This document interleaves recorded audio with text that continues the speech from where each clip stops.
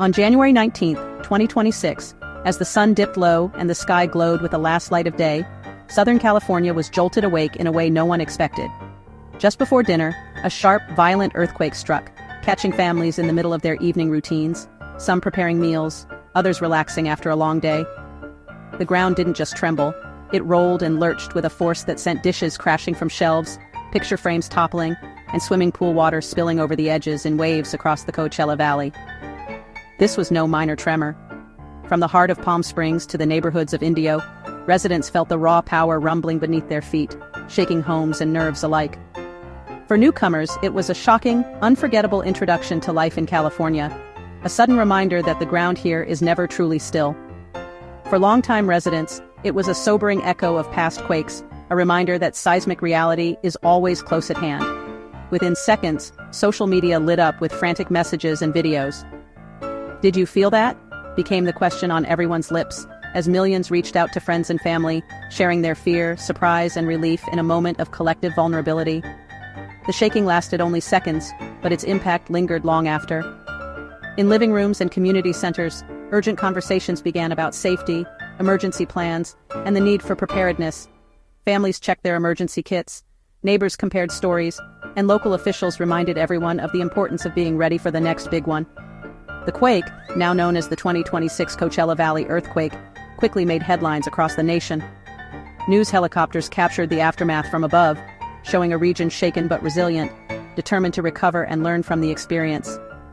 It forced us all to confront the immense invisible forces at work beneath our homes, tectonic plates shifting silently for years, only to unleash their energy in a matter of moments. Engineers and scientists rushed to inspect cracks in streets and buildings, while families wondered what more they could do to protect themselves. Now, as the ground lies calm once more, the memory of that night, and the lesson it brought, remains vivid. For Southern California, the wake-up call is clear. Preparedness isn't just a precaution, it's a necessity for everyone who calls this place home. Every earthquake has a starting point deep underground, the hypocenter, with the epicenter directly above it. The USGS quickly identified this quake's epicenter, 12 miles northeast of Indio, in a rugged part of the Coachella Valley. Its shallow depth, just 1.8 miles down, meant the shaking was especially sharp and intense.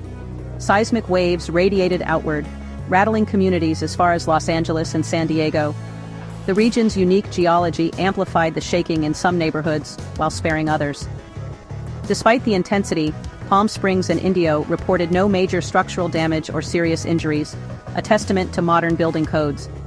The quake's location, away from dense urban centers and resilient infrastructure, helped Southern California avoid disaster. It was a real-world test of preparedness, and this time, we passed.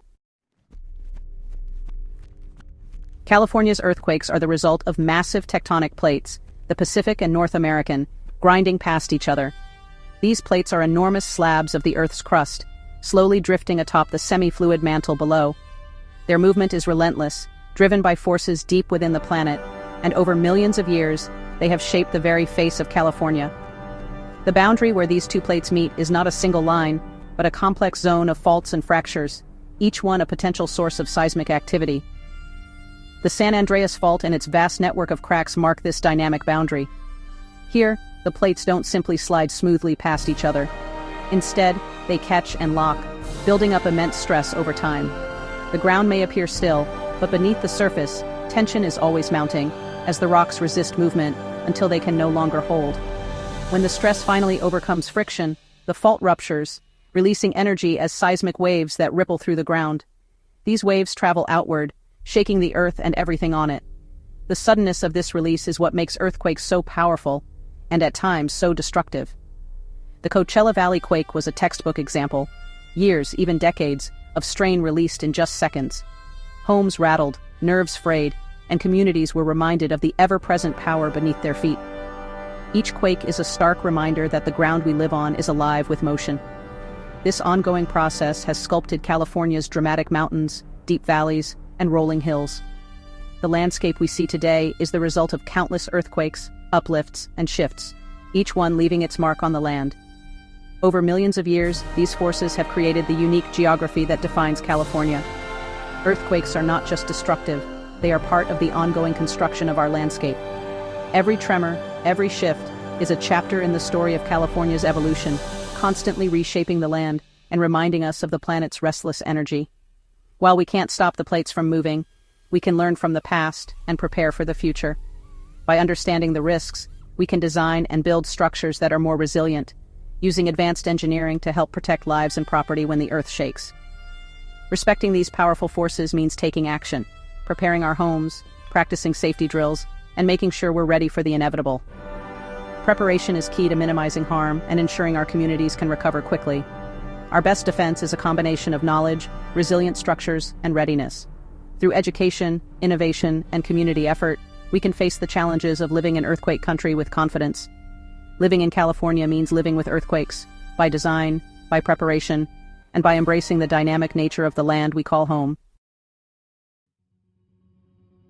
When an earthquake hits, the first question is always, how big was it? Scientists use magnitude to measure the energy released. The Coachella Valley quake was a magnitude 4.9. The scale is logarithmic.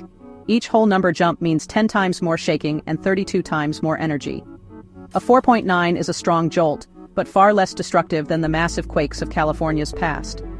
Magnitude is different from intensity, which describes how much shaking is felt in a specific place. Local geology and distance from the epicenter can make the same quake feel very different across a region. The USGS uses the modified Mercalli intensity scale to capture these differences. One quake, many experiences. Magnitude is just the start of the story. After the main earthquake, the ground rarely settles right away. Aftershocks are almost guaranteed. These smaller quakes are the crust's way of adjusting to the main event. Following the 4.9 quake, at least 17 aftershocks were detected within 90 minutes. Most were too small to feel, but a few, like the 3.4 and 3.3, rattled already anxious residents. Aftershocks usually decrease in size and frequency over time, but there's always a small chance a bigger quake could follow. Seismologists monitor these sequences closely for any surprises. For the public, aftershocks are a reminder to check for damage, secure loose items, and practice safety drills. They're a natural part of the earthquake process, and a cue to stay prepared. The Earth's adjustments may be unsettling, but they're expected. The Coachella Valley quake was significant, but it's just a blip in California's seismic history. This region, stretching along the infamous San Andreas Fault, has long been a stage for some of the most powerful and destructive earthquakes in American history. The land here is constantly shifting, shaped by forces deep beneath the surface, forces that have left their mark on cities, landscapes, and the lives of millions. The 1857 Fort Tejon earthquake, at magnitude 7.9, ruptured the San Andreas Fault for over 200 miles. It was one of the largest earthquakes ever recorded in the continental United States, and its effects were felt across a vast area. Entire communities were shaken, and the landscape itself was permanently altered, with visible scars that can still be traced today.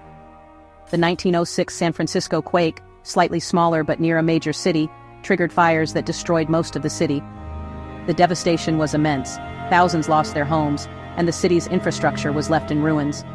The disaster not only changed the face of San Francisco, but also led to a nationwide rethinking of how cities should be built to withstand such powerful forces. In 1994, the Northridge quake, though only a 6.7, caused massive damage in the San Fernando Valley. Freeways buckled, buildings collapsed, and entire neighborhoods were left without power or water. The economic impact was staggering, and the emotional toll on residents was profound, reminding everyone that even moderate quakes can be catastrophic in densely populated areas. These events reshaped cities, spurred advances in engineering, and changed building codes. After each major quake, California responded by strengthening its infrastructure, developing new technologies, and training experts to better predict and withstand future shocks. The lessons learned from past disasters have made California a global leader in earthquake preparedness and resilience. They show that even moderate quakes in the wrong place can be devastating. A quake doesn't have to be the largest on record to cause tragedy. Location, timing, and preparedness all play a role in the outcome. Suburban neighborhoods, schools, and businesses can be upended in seconds, leaving communities to pick up the pieces for years to come. Each disaster is a lesson in what California's faults can do. Scientists and engineers study these events to better understand the risks, mapping fault lines and monitoring seismic activity around the clock. Every earthquake, large or small, adds to our knowledge and helps us prepare for what might come next. The 4.9 in Coachella Valley was not the big one, but it's a product of the same forces. It serves as a reminder that the ground beneath us is alive, and that the next major event could strike at any time. These smaller quakes are warnings, opportunities to prepare, to strengthen our communities, and to remember the power of nature. Our seismic story is ongoing. Understanding the past is key to preparing for the future.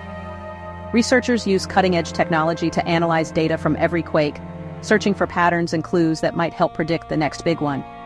Public awareness campaigns and emergency drills are now a regular part of life in California, all aimed at keeping people safe when the Earth moves again. History is our best teacher. By studying the quakes that have come before, we gain the knowledge and resilience needed to face whatever the future holds.